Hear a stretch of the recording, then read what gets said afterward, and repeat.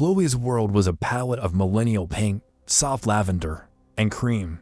Her life, as presented on Instagram, was a perfectly curated collection of aesthetic flat lays, golden hour selfies, and motivational quotes about self-care and positive vibes. But behind the Valencia filter was a constant, gnawing anxiety.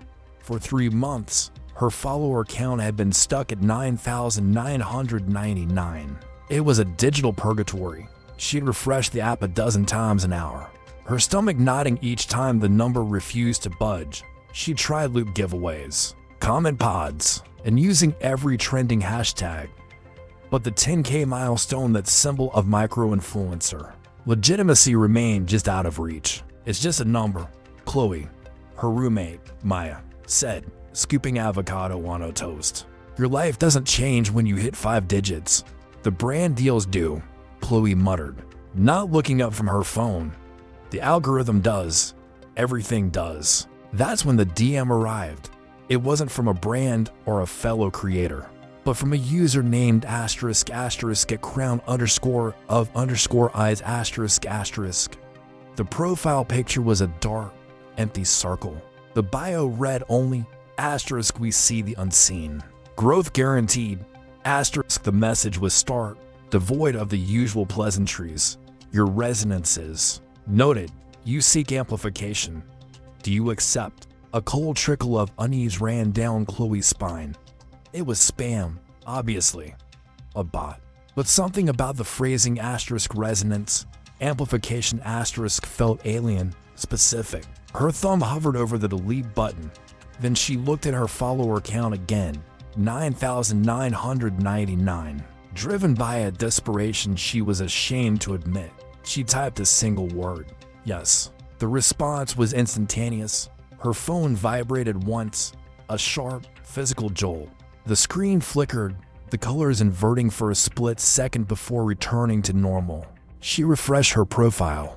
10,001.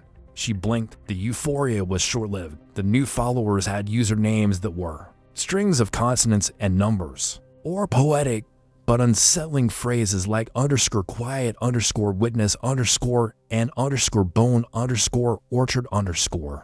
Their profile pictures were often blurred or close-ups of textures: rough stone, grainy wood, the pores of skin that made her eyes water. They didn't like her posts. They didn't share them. They only commented. The comments were whispers in the dark. WESEEYOUINTHE. The walls are thin here. We hear you breathing. Your fear has a pleasant frequency. She tried to delete them, but they reappeared moments later, unchanged. She tried to block the users, but the block function returned an error. * action not permitted. * a cold, heavy dread began to settle in her gut. This wasn't bot activity. This was something else. The digital infestation began to bleed into the physical world. She was filming a Get Ready With Me reel when she saw it in the reflection of her ring light. A tall, slender figure standing just behind her, its head cocked at an impossible angle. She spun around, hard hammering, but the room was empty. When she rewatched the footage, the reflection was gone. The comments celebrated. He appreciates your form. She started sleeping with the lights on. She'd hear faint, skittering sounds from her phone's speaker even when it was muted. Like many legs tapping on glass, the comments became more personal, more invasive. You cried at 3:17 a.m. The salt is sacred.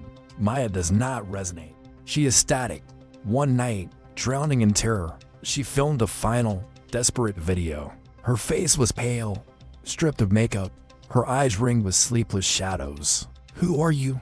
she whispered to the camera, her voice cracking.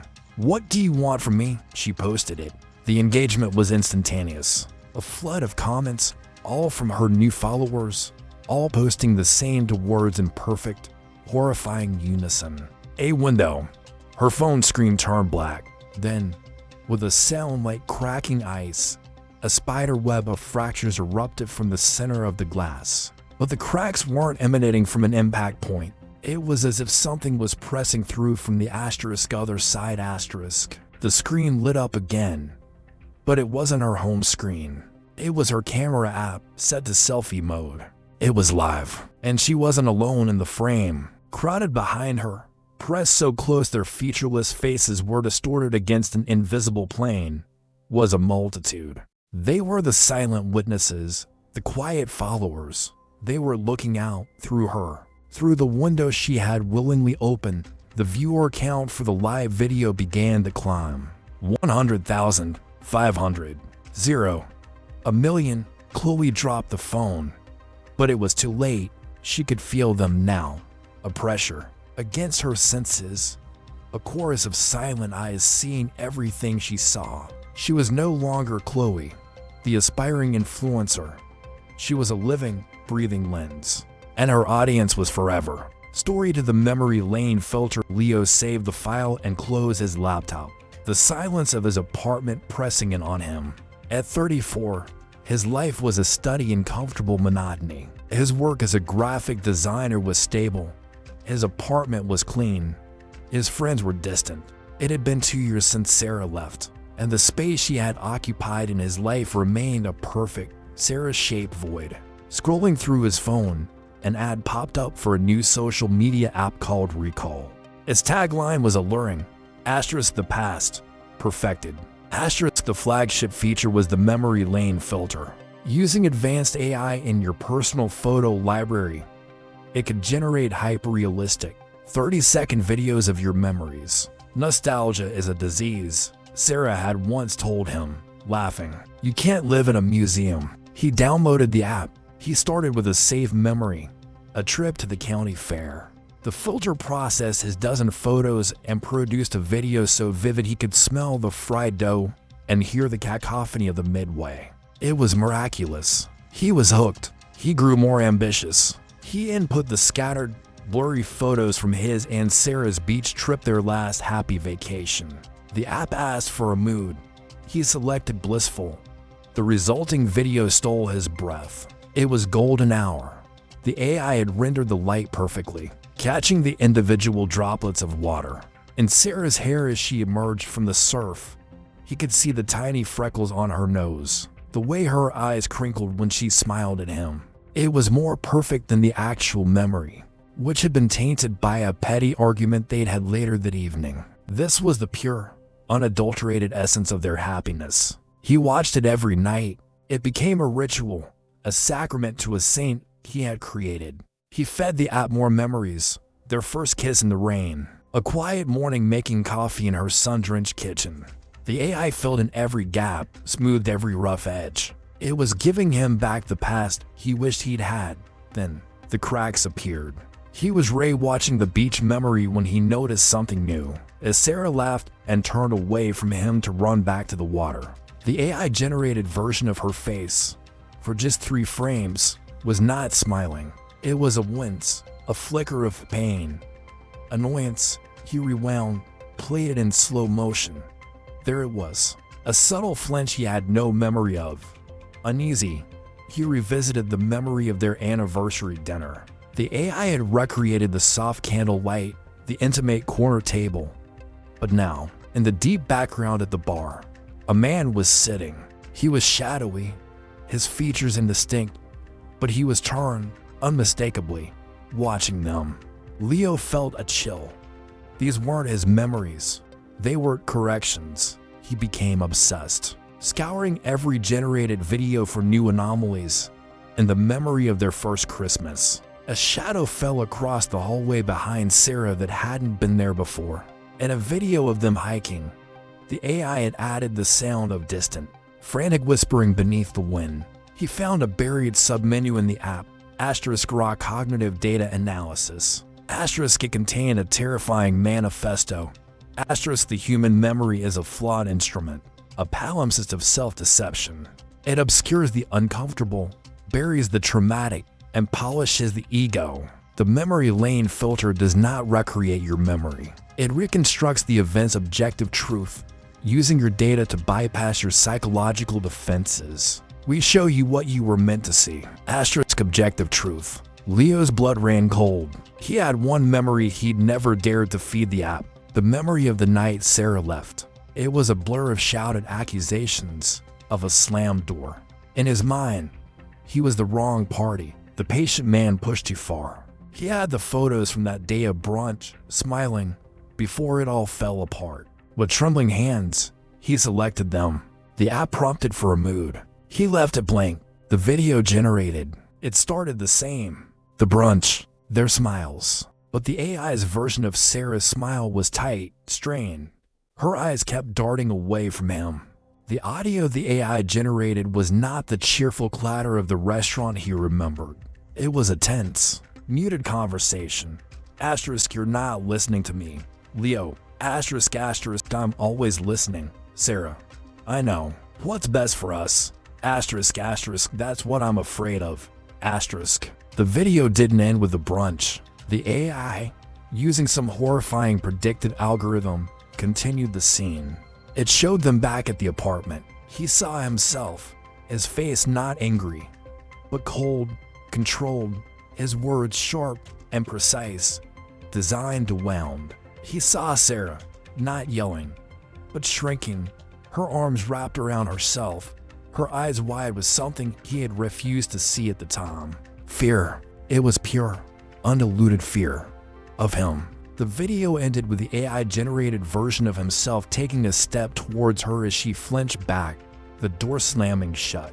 The final frame held on his face. The AI had given his eyes a flat, possessive emptiness that made his stomach roil. The horror wasn't in the memory. It was in the man staring back at him from the screen. The app hadn't been a window to his past. It had been a mirror, showing him the monster Sarah had seen all along. He had been trying to resurrect a ghost, and instead, he had exhumed the truth. He was the thing that haunted her. He deleted the app, but he could not delete the memory it had given him. It was the only perfect one he had left. Story 3: The Trend for Maya. Chloe's roommate, high school, had been an exercise in invisibility. She wasn't bullied. She wasn't popular. She was simply overlooked. In the crowded ecosystem of social media, she was a lurker, watching the lives of others unfold in a vibrant, unattainable parade. It started on a new, fringe platform called Vibe. Unlike the polished feeds of Instagram, Vibe was raw, chaotic, and obsessed with the next big thing. The trend that caught fire was called asterisk asterisk hash the silent challenge asterisk asterisk. The rules were simple: film yourself standing perfectly, utterly still in a room for 60 seconds. No music, no talking, no cuts. The challenge was the nothingness. The first videos were boring, a digital dare against the short attention span of the internet. But then the comments started. Asterisk, look in the top left corner, behind the door. At 0:47, asterisk asterisk, did anyone else see the shadow under the bed breathe? Asterisk asterisk, you got one. Asterisk. Maya scrolled through dozens of these videos. At first, she saw nothing, just people standing still. But then, as the comment sections pointed out the anomalies, she began to see them too.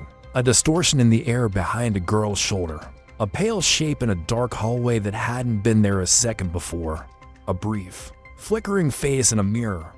The consensus in the comments was that the challenge didn't asterisk create asterisk the phenomena. It revealed them.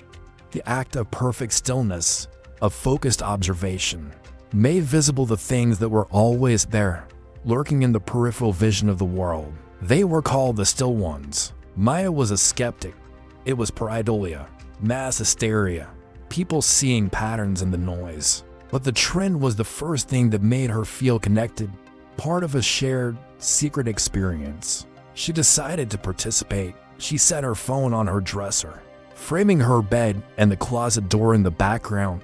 She took a deep breath, started the recording, and became a statue. The first 50 seconds were agonizingly dull. She felt silly. Her nose itched. She could hear the hum of her refrigerator. She saw nothing out of the ordinary in her room, just her messy bed, the pile of clothes on her chair, the slightly ajar closet door. At 0:55, her phone's camera, hunting for focus in the stillness, subtly refocused. For a single, heart-stopping frame, the pile of clothes on her chair was not a pile of clothes. The shapes resolved into something else. A tall, thin, man-like figure, crouching, its long limbs folded up, its head a featureless oval tilted in her direction. Then the video ended. Her heart was a frantic drum against her ribs. She played it back, slowing it down frame by frame. There died at 0:55. It was undeniable. The pile of clothes was, for 1/50th of a second, something else. Something that had been watching her. She uploaded the video to Vibe with the hashtag. The comments flooded in. Asterisk welcome to the game. Asterisk asterisk he's been there a while. I see him in your other posts. Asterisk asterisk don't move too fast. They don't like it when you see them. Asterisk. The horror was no longer digital. It was in her room. She stared at the chair. Now just a chair again. But was the darkness in the crack of the closet door just darkness? The still ones, once seen, could not be unseen. She started noticing them everywhere, in the periphery of her vision on the street, in the corner of her eye in a crowded coffee shop. They were the silent, motionless audience to the frantic play of human life. And hashtag the silent challenge was their curtain call. She discovered online forums dedicated to the phenomenon. The rules were being pieced together. The still ones were always present, but passive. However, once an individual became aware of a specific one, once you saw yours, it became aware of you in a more direct way. It would get closer. It would test the boundaries. That night, lying in bed, she heard it, a soft, dry, shuffling sound from the corner of her room, like skin dragging across rough plaster. She froze, her breath catching in her throat. She didn't dare look.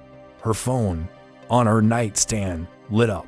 A notification from Vibe. Someone had commented on her latest post, a simple picture of her room she'd uploaded days ago. The comment was from a user named **quiet_witness**. You are not still. You are breathing. We are disappointed. The shuffling sound came again, closer now, just beside her bed. Maya squeezed her eyes shut, tears leaking down her temples. She was a statue again. But this time, it wasn't a game. It was survival. The trend hadn't given her a community. It had given her a predator. And in the terrifying silence of her room, she realized the ultimate horror of #TheSilenchallenge. The moment you stop moving is the moment you become part of their still, eternal collection.